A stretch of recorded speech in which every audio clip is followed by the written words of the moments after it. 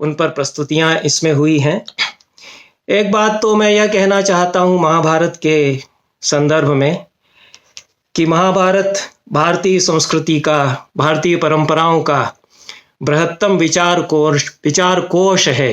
It is the biggest thought tank of Indian culture, whatever India has produced in the knowledge systems, in the traditions of learning. यह तो हम सभी जानते हैं, श्लोक प्रसिद्ध है, पंडित लोग खूब बताते हैं, धर्मे चार्थे च कामे च मोक्षे च भरतर्षभ यदि हास्ति तदन्यत्र यन्य हास्ति न तत्क्वचित।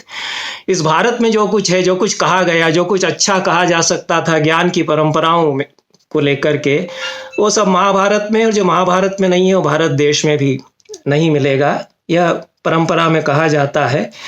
लेकिन आज यह जो एक बड़े विचार कोश के रूप में हमारे सामने महाभारत है, उसकी अहमियत क्या है कि विचारों की कमी हो गई, हमारे यहाँ आइडियाज की कमी हो गई। और 10-20-15 साल पहले तक तो जो पॉलिटिकल पार्टीज थी उनमें ये बात की जाती थी कि हमारे थॉट टैंक कौन है, फला फला साहब हमारे थॉट टैंक हैं, वो हमारे विचारों की टंकी हैं, विचार कोश हैं हमारे। अब वो भी कोई बात नहीं होती, अब तो रणनीति की बात होती है, स्ट्रेटेजी की बात होती है। चुनाव जो है विचारों से नहीं जीते जाते, कोई नया आइडिया होगा, कोई विचार हम देश के लिए देंगे, इसके आधार पर चुनाव नहीं जीते जाते, वो रणनीति से जीते जाते हैं। रणनीति में ये नीति होती है कि मैं कितने वोट काट सकता हूं, जिसके वोट बहुत कम आ रहे हैं लेकिन वो दूसरों के वोट कितने काट लेता है, उसके आधार पर वो विजयी होता है। तो ये परम दुर्भाग्य मैं इसको देश का मानता हूं, और ये चिंता का विषय है कि विचार सूखते जा रहे हैं, हमारे विचार कोश सूख रहा है और हमारे पास विचारों की कमी है। देश के लिए हमको क्या करना है, इसको लेकर के विचारों की कमी है। और जो सबसे बड़ा ज्ञान कोश हमारा है, जहाँ की फाउंटेन हेड है विचारों का, आइडियाज का, उस पर चर्चा कम होती है। उस पर बताया गया कि चर्चाएं होती रही हैं, सेमिनार्स भी हुए हैं, कोई बहुत विद्वान थे, उन्होंने बताया कि कितनी किताबें महाभारत पर अभी अभी हाल में आई हैं। लेकिन महाभारत से हम क्या आइडियाज ले सकते हैं जो कि अपने जीवन को, अपने देश को आगे ले जाने के लिए आज जरूरी है, और ग्लोबल पर्सपेक्टिव में, वैश्विक परिप्रेक्ष्य में जो जरूरी है, ये हमको विचार करना चाहिए। तो इस दिशा में मैं समझता हूँ कि ध्यान इस संगोष्ठी से निश्चित रूप से गया होगा, क्योंकि विचार जो बहुत उपादेय विचार हैं, जो हमारे जीवन को नई दिशा दे सकते हैं, वो कैसे उपजते हैं, शून्य में से तो नहीं उपजेंगे। हमारे यहाँ बताया गया कि जो पुरखे लोग विचारों की सीढ़ियाँ बना करके गए, उन पर जब हम चढ़ते हैं तो विचारों के नए वातायन खुलते हैं। ऊर्ध्वोर्ध्वमारुह्य यदर्थ तत्त्वं धी पश्यति शांतिमवेदयन्ति फलम तदाद्यै परिकल्पितानां विवेक सोपान परंपराणाम। जो सबसे महान दार्शनिक हैं हमारे पूरे 2000 सालों के सबसे बड़े दार्शनिकों में, वो कहते हैं कि जो विचार मेरे भीतर आए वो कहाँ से आए, कि पुरखे लोग जो विचारों की सीढ़ियाँ बना करके गए थे, उन पर मैं चढ़ता गया तो अपने आप सेतु बहुत सारे खुलते गए मेरे सामने, विचार कोश मेरे सामने उन्मीलित होते चले गए। तो महाभारत तो सबसे बड़ा विचार कोश है, और वो कैसे विचार को हम जीवन में इस तरह से ला सकते हैं कि बहुत बड़े अनर्थों से हम अपने आप को, अपने समाज को बचा सकते हैं, इसके तो आप महाभारत से उदाहरण बहुत सारे दे सकते हैं। और कृष्ण की बात कई लोगों ने की है, मैंने देखा। तो कृष्ण अपने आप में बड़े विचार पुरुष हैं। उनका जो महात्म्य है महाभारत में, कम से कम जिस कृष्ण को मैं जानता हूँ, वो इसलिए वासुदेव हैं, इसलिए वो जगत के उद्धारक हैं कि उनके पास विचार हैं, आइडियाज उनके पास हैं। अभी कोई प्रसंग बता रहे थे कोई विद्वान या विदुषी, मुझे याद नहीं रहता ना, मुझे नाम ज़्यादा अब याद रहते हैं। वो अच्छे आपके यहाँ प्रेजेंटेशन हुए, जो आधुनिक उपन्यास लिखे गए महाभारत पर आधारित, कोई इरावती कर्वे का, शशि थरूर का और असीम त्रिपाठी का इत्यादि, उन सब पर चर्चा हुई। और जो कमी रह गई है उस पर भी विचार करना चाहिए। तो कोई सज्जन विद्वान या विदुषी प्रसंग बता रहे थे कि युधिष्ठिर ने देखा कि अर्जुन जो है कर्ण को अभी तक मार करके नहीं आया, और बहुत ही दुखी थे। कर्ण ने उनको बुरी तरह घायल कर दिया था, तो उनको सुकून मिलता अगर अर्जुन उनको बताता कि कर्ण को मैं मार करके आया हूं। तो थोड़े चिढ़ गए, उन्होंने कहा कि तुम्हारे गांडीव का क्या लाभ है, इसको फेंक दो। तो अर्जुन ने तलवार खींच ली उनको मार डालने के लिए, क्योंकि उसने प्रण कर रखा था कि मुझसे जो ऐसा कोई कहेगा कि तुम्हारा गांडीव बेकार है, उसको फेंक दो, तो मैं उसको मार डालूंगा। तो बड़े भाई हों चाहे जो भी हो, प्रण तो प्रतिज्ञा है, उसको तो पूरा करना पड़ेगा। तो कृष्ण ने कहा कि क्या कर रहे हो? उन्होंने कहा कि भले ही वो बड़े भाई हों, पूज्य हो, लेकिन मेरी तो प्रतिज्ञा है कि जो मुझसे ऐसा कहेगा कि गांडीव तुम्हारा बेकार है, फेंक दो, उसको मैं मार डालूंगा, तो मैं इनको मार डालूंगा। उसने कहा ये तो तुम बड़ा अनर्थ कर रहे हो, जो पेड़ तुमको सींच रहा है उसी का मूलोच्छेद तुम कर रहे हो। तो देखो एक रास्ता है कि जो वाणी की हिंसा है वो सबसे बड़ी हिंसा होती है। The violence of speech is the biggest violence. Krishna वहां कहते हैं कि मारने से ज्यादा बदतर होगा तुम इनको कुछ गालियां दे दो। ये किसी ने हमको बताया कि नहीं बताया? मनु तो बताते हैं, वाक पारुष्य के पूरे चैप्टर्स हैं हमारे धर्मशास्त्र में कि वाक पारुष्य, आप किसी के ऊपर शब्द जो प्रहार करते हैं उसको भीतर से ऐसा जला देते हैं कि आप मारने की तरह, उसकी हत्या के बराबर आप पापी होते हैं। कौटिल्य अर्थशास्त्र में सजाएं बताते हैं कि खराब वाणी का प्रयोग, अपशब्दों का प्रयोग किसी पूज्य व्यक्ति के लिए किया जाएगा तो क्या क्या सजाएं दी जाएंगी। हमारे यहाँ तो खूब गालियों की बौछार हो रही है। पूरी दुनिया, पूरा भारत जैसे दे गाली पर चल रहा है, जहां देखो वहां पब्लिक प्लेटफॉर्म पे गालियां उछाली जा रही हैं। तो हमने क्या कर दिया? किस पाप के समुद्र में डुबो रहे हैं हम अपने देश को? जबकि कृष्ण जिस महाभारत की हम चर्चा कर रहे हैं वो ये बता रहे हैं कि अपशब्द किसी बड़े आदमी के लिए कहोगे तो वो उसकी हिंसा, उसका वध करने के बराबर ही होगा और उससे ज्यादा दुखी उसको करेगा, जो युधिष्ठिर जैसे पूज्य व्यक्ति के लिए। तो ये अर्जुन भी समझदार हैं, वो ये बात समझ जाते हैं। तो आइडिया कौन देता उस समय? भीष्म शायद नहीं दे पाते, वो संसार के सबसे बड़े ज्ञानी हैं। वो कृष्ण खुद कहते हैं कि भीष्म से जाकर के समझ लो जब तक वो शरसैया पर हैं, क्योंकि वो दुनिया के सबसे बड़े इंटेलेक्चुअल हैं, सबसे बड़े शास्त्रों का कोश उनके भीतर है। कोई इतना नहीं जानता जितना भीष्म जानते हैं, और जो भीष्म बोले हैं वो तो दुनिया का सारा ज्ञान उन्होंने बोल दिया। शांति अनुशासन पर्व में जो भीष्म ने राजनीति, वास्तु विद्या, नगर नियोजन, राजा के कर्तव्य और जाने कितने कितने विषयों पर उन्होंने जो बहुत सुचिंतित मंतव्य दे दिए, वो अभी तक भी 2000 साल से बहुत प्रासंगिक बने हुए हैं। लेकिन वो आइडियाज उनमें नहीं आ सकते इस तरह के, कि जीवन विद्या जिन आइडियाज से आती है वो कृष्ण में है।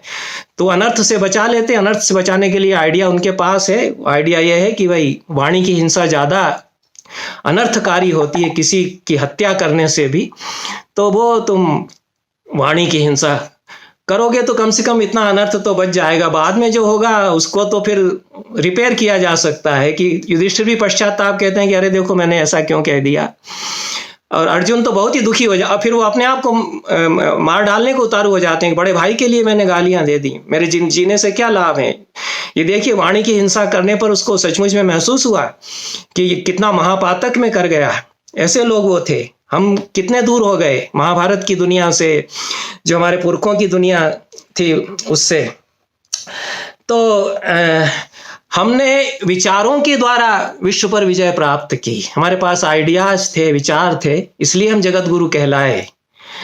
जब आइडियाज नहीं रहेंगे तो काहे कि जगत गुरु आप रहेंगे? आप तो आइडियाज, हम तो आइडियाज दूसरों से, विदेशों से उधार ले रहे हैं। हमारे यूनिवर्सिटियों में, कॉलेजों में विदेशों की विद्याएं पढ़ाई जाती हैं और आइडियाज हम वहां से लेते हैं। हमारे पास आइडियाज सूख गए हैं और आइडिया जहां से हमको मिल सकते थे उसकी तरफ, उन मूल ग्रंथों की तरफ हम नहीं देखते हैं। आपके सेमिनार में जो चर्चा हो रही थी, मैं देख रहा था कि वो लोग चर्चा कर रहे हैं जिनकी पहुंच सेकेंडरी सोर्सेज पर है। भंडारकर के क्रिटिकल एडिशन की बात तो की मनोज कुमार जी ने, लेकिन मुझे नहीं लगता कि भंडारकर का क्रिटिकल एडिशन आद्यंत किसी ने पूरा पढ़ा होगा। मैं जिंदगी में 2 बार मैंने कोशिश की कि पूरा महाभारत पढ़ूंगा, भंडारकर का क्रिटिकल एडिशन। तो मुझे 2.5 साल लगे, 15-15, 20-20 आधा घंटा रोज पढ़ने के बाद एक पारायण में कुछ साल पहले कर पाया। और 1.5-2 साल पहले मैंने फिर शुरू किया कि महाभारत तो मुझे जारी रखना है। तो मैं थोड़ा थोड़ा पढ़ के बीच में छूट जाता है, व्यस्तताएं बहुत आती हैं। तो मैं द्रोण पर्व पर पहुंचा, उसमें आधा भी नहीं हुआ है, जो कि शायद 5वां पर्व है 18 पर्व में से। तो हम चाहते हैं कि महाभारत मूल पढ़ा जाए, गीता प्रेस गोरखपुर का ही मिले तो वही पढ़ लें, हालांकि वो प्रामाणिक संस्करण नहीं माना जाता, जिसको समीक्षित पाठ वाला संस्करण कहते हैं। और पंडितों को तो चाहिए, हमारे कॉलेज यूनिवर्सिटी के जो प्रोफेसर हैं संस्कृत के, कि वो भंडारकर वाला जो संस्करण है उसको मंगाएं और उसको पढ़ें। और 40 खंड उसके बड़े बड़े हैं, वो सारे मिल जाएं तो और अच्छा है, क्योंकि उसमें आप देख पाएंगे कि जितना महाभारत है 88,000 श्लोकों का, लगभग उतना ही तो इंटरपोलेशंस है उसमें, और वो उतने ही इंपॉर्टेंट है। कितनी बड़ी परंपरा है, हमारे पुरखों के जो अनुयायी थे वो कितना कुछ उसमें जोड़ते चले गए। वो सब पुरानी पोथियां मिलाने पर लगा कि ये तो बाद में जोड़े गए हैं, तो इनको हम फुटनोट में डाल देते हैं। जो भी एक मैन्युस्क्रिप्टोलॉजी में टेक्सचुअल क्रिटिसिज्म में पद्धति होती है पुरानी पोथी को एडिट करने की, उसमें बड़े बड़े संसार के बड़े विद्वान लोग उसमें लगे थे, जो 50 साल क्रिटिकल एडिशन बनाने की एक्सरसाइज हुई।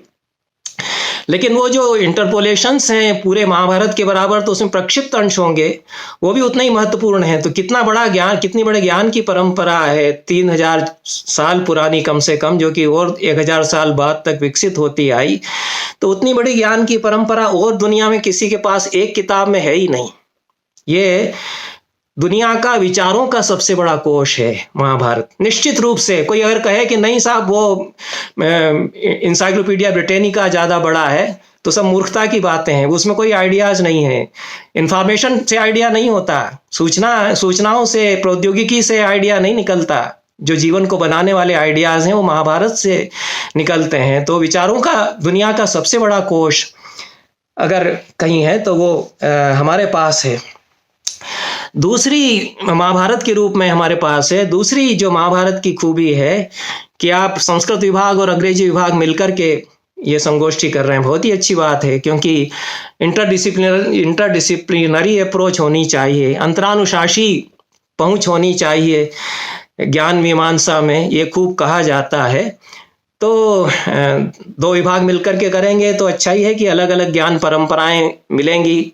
सो कॉन्फ्लुएंस ऑफ डिसिप्लिन्स, विभिन्न ज्ञान प्रस्थानों का समागम उसमें हो सकेगा। ये आपके सेमिनार में ये बात कुछ हद तक हमने देखी, लेकिन हमारा ये कहना है कि कोई एक किताब दुनिया में ऐसी है जो कि सबसे बड़ी इंटरडिसिप्लिनरी अप्रोच की किताब है, तो वो भी महाभारत ही है। क्योंकि आप देखिए कि जितने दर्शन हमारे यहाँ हो सकते हैं, सारे के सारे महाभारत में बहुत प्रामाणिक रूप में, बहुत प्राचीन परंपराएं उन दर्शनों की। सांख्य का जो सबसे प्राचीन रूप है वो सांख्य कारिका में न होकर के आपको महाभारत में मिलेगा। वो कपिल मुनि के शब्दों में जो सांख्य है वो महाभारत में आपको मिलेगा। न्याय दर्शन, पंचावय वाक्य की कैटेगरीज, जो सारी हमारी वादशास्त्र की परंपराएं हैं, और भी पता नहीं कितनी फिलॉसफीज, कितने दर्शन ये महाभारत में आते हैं। इस तरह से आते हैं कि वो बातचीत कर रहे हैं और बताते चले जाते हैं कि आपके मन में वो बैठते चले जाएं। तो ये जो महाभारत एक अंतरानुशासी पाठ के रूप में एक बड़ी किताब है, उसको इस दृष्टि से पढ़ा जाना चाहिए कि ज्ञान मीमांसाएं हमारी जो 2500 साल पहले से चली आ रही थी, 3000 साल पहले से, उनका सबसे प्रामाणिक स्रोत जो है, फाउंटेन हेड उनका किसी एक ग्रंथ में अगर हमको देखना हो, और बहुत आनंददायक ढंग से यदि देखना हो कि कहानियों के माध्यम से बीच बीच में फिर वो हमारे यहाँ एक प्रविधि खोजी गई ज्ञान को समझाने के लिए, दृष्टांत की। तो महाभारत में तो देखो, मैं तुम्हें अमुक का उदाहरण बताता हूँ, ऐसा करके एक कहानी शुरू हो जाती, फिर उस कहानी के बीच में ज्ञान, वो बड़े ज्ञानी की कहानी हो सकती है, चर्चा उसमें आ सकती है। तो इस रूप में ज्ञान के दरवाजों पर जो ताले लगे हुए हैं वो महाभारत खोलता चला जाता है बड़ी सदी हुई तकनीक के द्वारा। ये हम देखते हैं। एक बात जो मैं कहना चाहता था, मैं चूंकि पूरा क्या, मैं तो आपके सेमिनार का शायद 2-4% हिस्सा सुन पाया होऊंगा, तो इस पर चर्चा हुई या नहीं कि आज़ादी की लड़ाई में किसी किताब की सबसे बड़ी भूमिका अगर रही हमारे देश में, तो वो मेरे ख्याल से महाभारत है। उस पर तो मैंने काम किया भी है, मेरे लेख हैं और भी सामग्री उस पर बहुत है।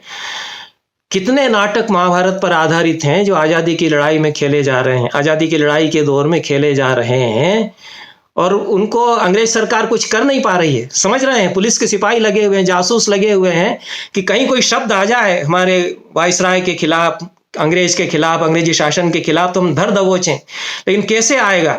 वो तो महाभारत की कहानी कर रहे हैं और उसमें कुछ कर नहीं सकते। वो लोग उत्तेजित हो जाएंगे कि हम महाभारत अपना धार्मिक नाटक देख रहे हैं और आप उसको बैन कर रहे हैं और हमारे लोगों को धरपकड़ कर रहे हैं। अभिमन्यु वध नाटक हो रहा है राधेश्याम कथावाचक का।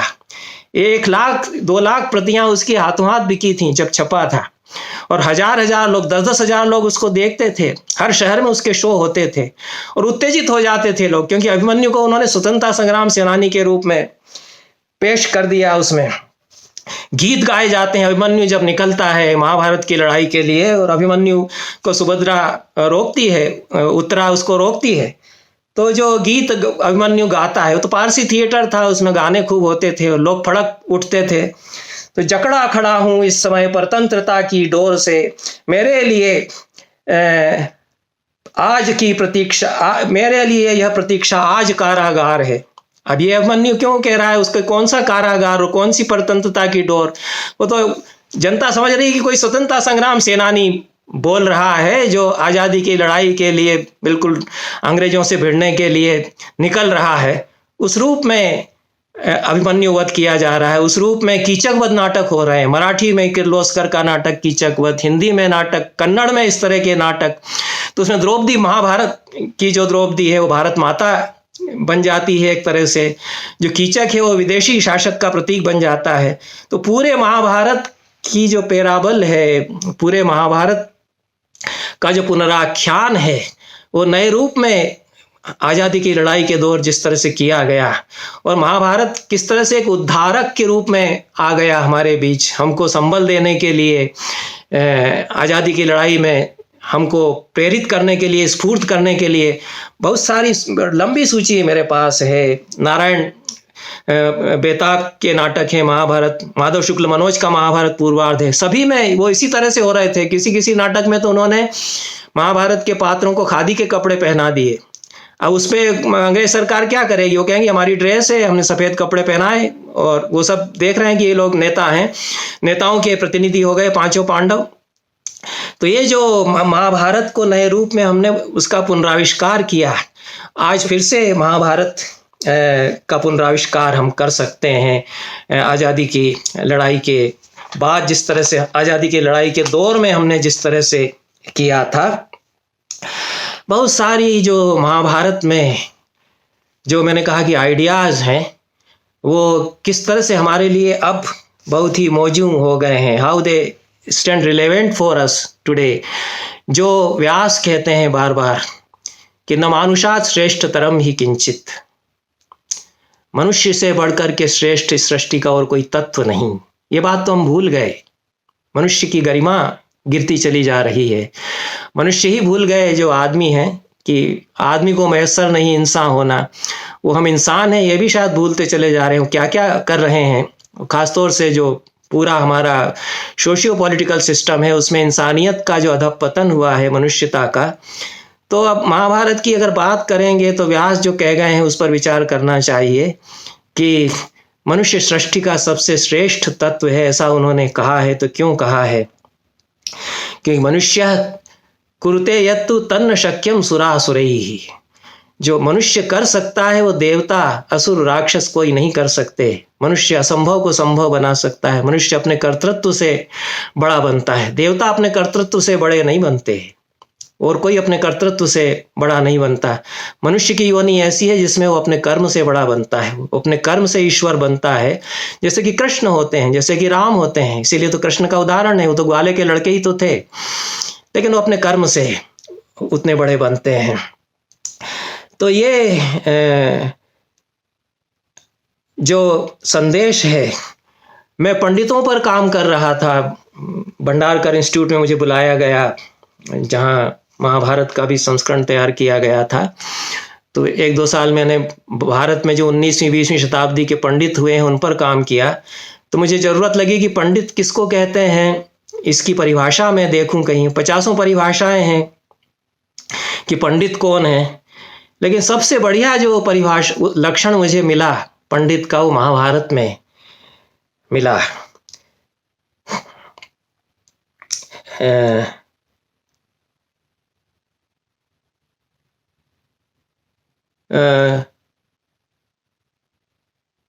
इस समय थोड़ा हाँ ध्यान से उतर रहा है। जो संसार के सुख दुख के बीच में अविचलित बना रहता है। दिवसे दिवसे मूढ़म आविशन्ति न पंडितम शोकस्थान सहस्राणि भयस्थान शतानि च। शोकस्थान सहस्राणि, there are thousands of occasions for sorrow. भयस्थान शतानि च, there are hundreds of occasions for fear. They overpower the ordinary person and not a पंडित। ये महाभारत कहता है। तो हमारे लिए सच्चा पंडित वो है जो संसार का प्रवाह है, जो सारी नीचताएं हैं मनुष्य को अधपतित करने वाली, उनसे ऊपर उठ करके जो उनको देख रहा है, बता रहा है कि कहाँ स्खलन हो रहा है, वो पंडित है। तो जो हमारी पारंपरिक विद्या के केंद्र हैं, उनमें जो पंडित हैं, वो इस तरह के पंडित बनने का प्रयास करें। और वो प्रयास तब सफल होगा जब महाभारत जैसे ग्रंथ का पाठ बार बार वो करेंगे। यही हमारे यहाँ परंपरा रही है। तो मैंने आपकी संगोष्ठी में मैंने देखा कि शायद अंग्रेजी के प्राध्यापक हो सकता है कि संख्या में अधिक हो, या मुझे गलतफहमी हुई हो, और ऐसे लोग कम हैं जिन्होंने कि मूल महाभारत का स्वाध्याय किया हो। ऐसे लोग मिलेंगे ही नहीं। वो महाभारत का एक्सपर्ट कोई नहीं मिलेगा आपको। एक बड़े एक्सपर्ट जिनको मैं जानता था वो महेंद्रले साहब थे, जो क्रिटिकल एडिशन की बात आपने की है, जो 50-60 साल जो एक्सरसाइज चली, दुनिया का सबसे बड़ा पांडुलिपि संपादन का प्रोजेक्ट विश्व का। और भी दुनिया में पांडुलिपि संपादन के प्रोजेक्ट्स हुए हैं। शेक्सपियर के नाटकों के भी पाठ संपादन के लिए बहुत उठापटक करना पड़ती है।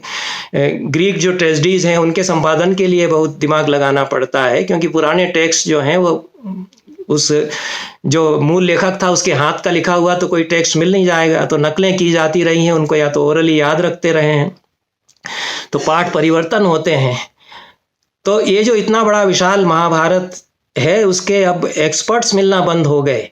जैसे हमारे यहाँ कहा जाता है कि नैयायिक हैं तो न्याय दर्शन के विद्वान हैं, वैयाकरण हो व्याकरण के एक्सपर्ट हैं।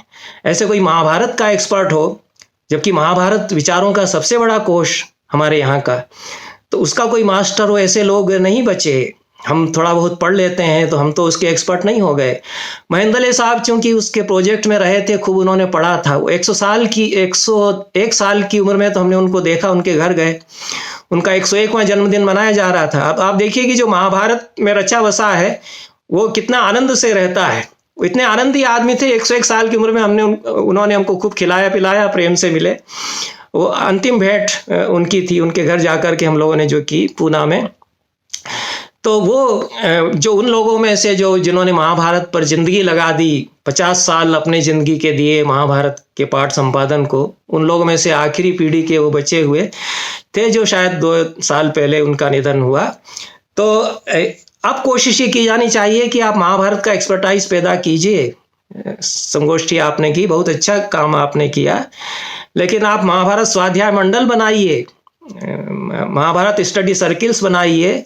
आप नहीं करेंगे तो विदेशों में कोई बना लेंगे और वो लोग करेंगे, या दूसरे विषयों के लोग, सोशियोलॉजी वाले करेंगे, पॉलिटिकल साइंस वाले करेंगे, क्योंकि उनको ज़रूरत महसूस होती है। हम दिल्ली में थे तो CSDS वहाँ है, आप लोगों ने नाम सुना होगा या नहीं सुना होगा, तो centre for study of developing societies, वहाँ बड़े बड़े प्रोफेसर्स हैं। तो हमको बुलाया उन्होंने, तो बताया कि हम लोग महाभारत स्टडी सर्किल चलाते हैं, क्योंकि हमको महाभारत की बड़ी ज़रूरत लग रही है।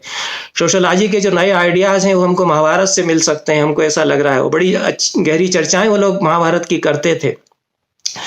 तो ये अच्छा, जब समय हो जाए तो आप बता दीजिएगा, क्योंकि मैं कोई ऐसा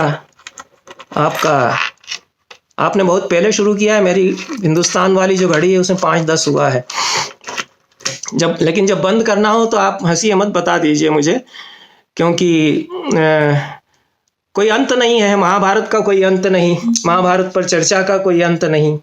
और जितना हम देखिए कि महाभारत का शायद मैं 1,00,000 श्लोकों में से 1,000वां हिस्सा भी नहीं जानता होऊंगा, लेकिन मुझे लगा कि कितना अनंत है, जितना मैं जानता हूँ उतना भी। तो ये बहुत सारे जो कथन महाभारत के हैं वो चूंकि जीवन की जटिल समस्याओं से उपजे हैं, जीवन की जो बड़ी से बड़ी गुत्थियां हैं वो महाभारत में है। जीवन की जो सबसे बड़ी से बड़ी समस्याएं हो सकती हैं वो महाभारत में है। ये भी महाभारत की खूबी है कि दुनिया की जिंदगी की जो जटिल से जटिल समस्याएं हो सकती हैं वो सबसे ज़्यादा किसी किताब में अगर हमको मिलती हैं, सबसे बड़ी गुत्थियां किसी किताब में अगर हमको मिलती हैं दुनिया की, तो वो महाभारत में मिलती हैं और किसी किताब में नहीं मिलती। और सबसे बड़ा एक तरह से अजीबो गरीब वाकयात का खजाना अगर खुलता है वो महाभारत में खुलता है कि मनुष्य कितना विचित्र है अपने आप में। एक सृष्टि ही बड़ी विचित्र है, मनुष्य उसमें कितना विचित्र जीव है। तो अकबर बादशाह जिनकी की चर्चा तो अब बहुत ही दूसरे संदर्भों में होती है, उनका बड़ा योगदान है महाभारत स्टडीज में। उन्होंने फारसी में अनुवाद कराया और जो उन्होंने पोथी तैयार कराई थी फारसी अनुवाद की, उसमें ऊपर मूल संस्कृत के श्लोक लिखवाए, उसकी बहुत बढ़िया कैलियोग्राफी के साथ उन्होंने किताब तैयार कराई और इलस्ट्रेटेड मैन्युस्क्रिप्ट उनका बहुत बहुमूल्य वो है। अकबर बहुत ही डिवोटेड थे। अथर्ववेद का उन्होंने अनुवाद कराया, महाभारत और रामायण के उन्होंने अनुवाद कराए और मूल संस्कृत श्लोक उसमें जो मिलते हैं वो भंडारकर में जब क्रिटिकल एडिशन बना रहे थे तो उनको अकबर वाली पांडुलिपि का नोटिस लेना पड़ा, क्योंकि 16वीं शताब्दी में जो अकबर के सामने पाठ है उसके दरबार में भी बड़े बड़े पंडित हैं, फेजी खुद संस्कृत के बड़े पंडित हैं, तो वो मैन्युस्क्रिप्ट भी उनको देखना पड़ा।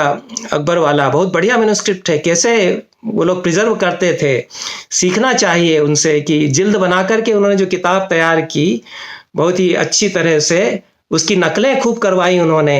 अब्दुल रहीम खान खाना के यहाँ फिर उसकी नकल पहुंची, दूसरों के यहाँ नकल करके उसकी पहुंची, कैसे महाभारत का उन्होंने प्रचार किया। तो हमारे यहाँ 16वीं शताब्दी तक तो बहुत ज़रूरत महसूस की जाती थी कि महाभारत की ज़रूरत है हमारे देश को। महाभारत का पाठ भी होते थे, महाभारत के आख्यान भी होते थे। पता नहीं किस दुर्भाग्य के समय में हमने सोचा कि महाभारत की कथा नहीं कही जानी चाहिए, वो अशुभ होती, यह भी कहा जाने लगा। ये भक्ति का जो प्रवाह आया उसने हमको बहुत सारी अपनी तेजस्वी परंपराओं से काट दिया। जो हमारी इंटेलेक्चुअल ट्रेडिशंस थी, विचारों की जो परंपरा थी, उससे हमको काट दिया। भक्ति में आप जय राम सिया राम करते रहिए, उसी में उद्धार हो जाएगा, तो उससे उद्धार नहीं होगा सब जगह। जब तक आपके पास तेजस्वी विचार नहीं होंगे तो दुनिया का सामना आप नहीं कर पाएंगे। तो दुनिया का सामना महाभारत जब हमारे पास था तो करते आ रहे थे, वो हमसे छूट गया। तो जो मैं कहने जा रहा था कि कैसे कोई एक सूक्ति महाभारत की, क्योंकि वो जीवन और जगत की जो बहुत जटिलतम गुत्थियां हैं उनके बीच विचार मंथन करते हुए निकलती है, तो हमारे काम आ सकती है। तो हजारी प्रसाद द्विवेदी थे, बड़े पंडित जो हिंदी के हैं वो जानते होंगे, और इंदिरा गांधी उनकी विद्यार्थी रही थी शांति निकेतन में, वो उनको गुरु मानती थी, उनको चिट्ठियां लिखा करती थी। तो इमरजेंसी वगैरह के बाद जब वो बहुत कुछ खिन्न थी तो उन्होंने पत्र लिखा, हजारी वो ये सब पत्र छपे हुए हैं। तो उन्होंने पत्र लिखा कि बहुत मुझे ऐसा लगता है, मैं क्या क्या करूं आगे, कुछ अंधेरा सा मुझे लगता है।